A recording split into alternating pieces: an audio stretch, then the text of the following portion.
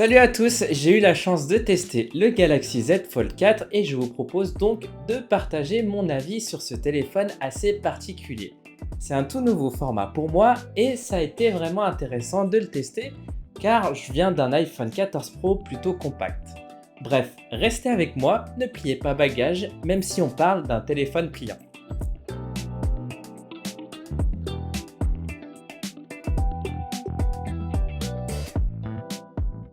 On est déjà à la quatrième itération du Galaxy Z Fold 4 et chaque année a amené son petit lot d'améliorations. Cette année, c'est un écran extérieur plus large et un revêtement plus robuste, bien que plus léger. La taille est quasiment identique à celui de l'année dernière, ce qui les différencie physiquement assez peu. Comme je vous l'avais dit plus tôt, j'utilisais un iPhone 14 Pro et je pense qu'il est plus judicieux de le comparer à celui-ci. Au niveau du poids, le Z Fold 4 pèse 263 grammes contre les 206 grammes de l'iPhone. Je dois vous avouer qu'en le prenant en main pour la première fois, j'ai été agréablement surpris car je pensais qu'il était vachement plus lourd que ça. En tout cas, bien qu'on sent une légère différence de poids, pour moi c'est pas rédhibitoire, surtout qu'on peut le déplier. La finition de l'arrière du téléphone est identique à celui de l'iPhone, ça fait effet peau de pêche, c'est agréable au toucher et ça fait robuste. C'est un bon point. Parlons maintenant des écrans et on commence par le plus petit. C'est une dalle AMOLED avec un taux de rafraîchissement dynamique allant jusqu'à 120 Hz. L'écran possède un poinçon pour laisser passer la caméra frontale, ce qui est assez classique. La qualité de l'écran est superbe, on voit que Samsung sont les kings du marché, même si cet écran est plus petit. Ils ont mis le paquet et je trouve ça hyper important parce qu'en fait, j'ai passé beaucoup de temps sur cet écran, surtout au bureau pour répondre à des messages ou naviguer rapidement tout en restant discret. Je pensais pas l'utiliser aussi souvent puisqu'on a plus grand en le dépliant, mais quand on veut gagner du temps et ne pas attirer l'attention de tout le monde, c'est le top. Petit détail que j'apprécie, cette dalle vient avec un film protecteur intégré. Pour ce qui est de l'écran interne, j'ai pris une sacrée claque la première fois que je l'ai vu. Je m'attendais à un écran avec une qualité un peu amoindrie vu qu'il a besoin d'être pliant, un truc genre un peu plastique, mais en fait pas du tout. C'est tout aussi qualitatif que l'écran de devant, on sent bien évidemment que la matière est légèrement différente, mais si c'était une de vos craintes, rassurez-vous, c'est du solide. On retrouve aussi une dalle AMOLED avec un taux de rafraîchissement dynamique allant jusqu'à 120 Hz qui est elle aussi protégée par un film écran. Tout ça pour dire que l'intérêt du téléphone se débloque à ce moment. Ça devient une mini tablette, on prend vite ses aises, la navigation sur internet est plus lisible, les informations plus nombreuses, les vidéos sont plus grandes, la lecture des commentaires, les suggestions apparaissent au besoin, on peut faire du multitasking. À première vue, ça me semblait pas forcément utile, mais une fois qu'on perd ce potentiel en retournant sur un téléphone standard, ça manque.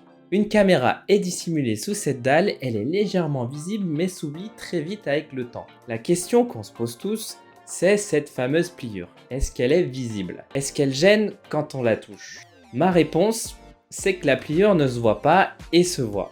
Je m'explique. Quand vous avez un peu de reflet, notamment un éclairage un peu fort ou le soleil qui tape un peu trop fort, les reflets font que vous verrez la pliure. Rassurez-vous, ça reste léger, on peut bien évidemment l'oublier à force, mais je préfère être honnête. En dehors de ces deux cas, non, ça ne se voit pas et c'est assez surprenant dans le bon sens, donc ne vous inquiétez pas trop sur cette pliure. Pour ce qui est du toucher, quand on glisse dessus, bien sûr que ça se sent, mais rien de rédhibitoire. Maintenant, j'ai remarqué quelques cas un peu gênants, notamment au niveau des shorts pour YouTube. C'est un format qui est pas très bien pris en charge par l'écran extérieur ou intérieur. Par contre, TikTok ou Facebook prend très bien en charge ce format. De la même manière, certaines applications ne profitent pas du plein potentiel de ce que le Galaxy Z Fold 4 peut proposer, ce qui nous amène parfois à des bordures dans des applications où on s'en passerait bien. Pareil, certaines applications nécessitent d'être redémarrées parce qu'elles ne gèrent pas bien le switch entre l'écran principal et l'écran extérieur. En somme, des problèmes qui peuvent se régler dans le temps si les développeurs s'investissent dans ce format. Dernier petit truc, quand le téléphone était déplié et que je regardais des vidéos, c'est assez désagréable de le tenir à une main. À la longue, le bord s'enfonce dans la paume de la main et fait un peu mal, mais c'est peut-être qu'une question d'habitude. En tout cas, je trouvais important de vous prévenir de ces petits couacs. Basculons maintenant sur la photo.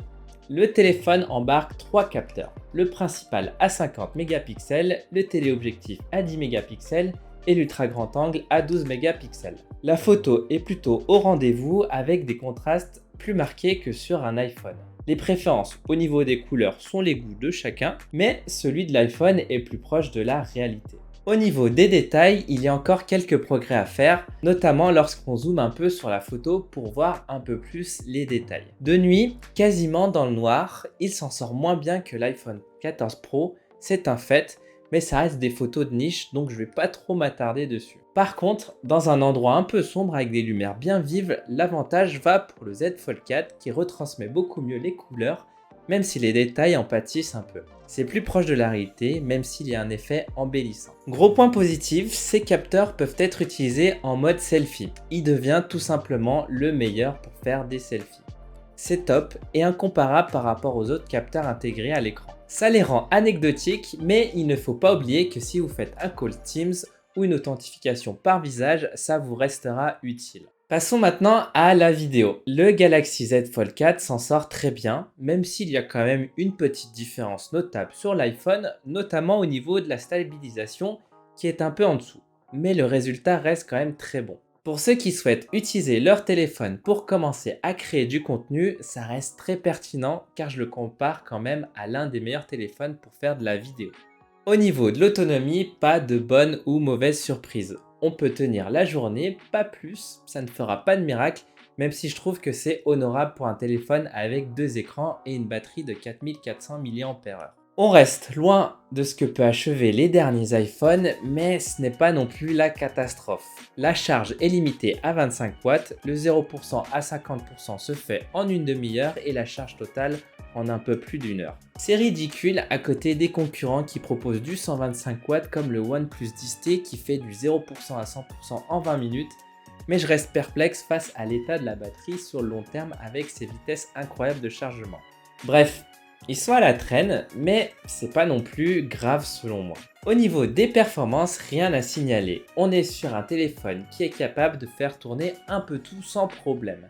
Par exemple, Genshin Impact est assez fluide avec les graphismes au max, on sentira quelques saccades, mais rien de bien méchant. L'arrière du téléphone chauffe bien évidemment, mais tout ça sans forcément atteindre des températures qui pourraient gêner son utilisation. Par rapport à l'iPhone 14, je trouve qu'il chauffe moins, bien qu'il soit un petit peu moins performant. Mais à l'arrivée, je préfère l'expérience du Z Fold 4 car la luminosité ne baisse pas pour éviter la surchauffe du téléphone, ce qui est le cas chez le concurrent. Au niveau du système d'exploitation, rien à signaler. Samsung connaît bien son sujet et l'a adapté pour ce format. Le seul inconvénient vient surtout des applications qui ne prennent parfois pas en charge ces tailles d'écran un peu particulières. Mais ça reste à la charge des développeurs malheureusement. Petit point que j'aimerais évoquer, c'est la durée des mises à jour. Les mises à jour normales seront supportées jusqu'en 2026, donc environ 4 ans de support, et les mises à jour de sécurité seront portées jusqu'en 2027. Voilà, 5 ans de support, je trouve ça honorable, même si on peut toujours mieux faire, mais c'est déjà beaucoup plus que la plupart des concurrents. On termine ce test avec son prix, qui est clairement à première vue son plus gros point faible. Son prix de base est à 1799 €, ce qui, je vous le conçois, est très cher. Par contre, 2 mois après sa sortie, on le trouve régulièrement en promotion. Là par exemple, pendant le Black Friday, on a pu le voir à 1289 € et à ce prix, je considère que c'est un bon plan. Par exemple, c'est moins cher que le modèle de base de l'iPhone 14 Pro. Est-ce que je vous le recommanderais ? La réponse est oui si vous arrivez à avoir des promotions dessus. Il propose vraiment quelque chose d'unique que les téléphones standards ne proposent pas et on est à la 4e itération, donc le produit est déjà très mature. Les inconvénients que je lui trouve sont moindres, comme par exemple la compatibilité un peu bizarre de certaines applications et le fait qu'il ne soit pas certifié IP68 mais IPX8, ce qui fait qu'il n'est potentiellement pas étanche aux poussières. Bref, c'est pas grand chose, la pliure est vraiment pas un inconvénient et sinon tout le reste est assez bluffant. Donc oui, c'est un très bon produit. En tout cas, merci d'avoir regardé ce test. Si ça vous a aidé, la meilleure façon de me remercier serait de laisser votre petit j'aime et de vous abonner.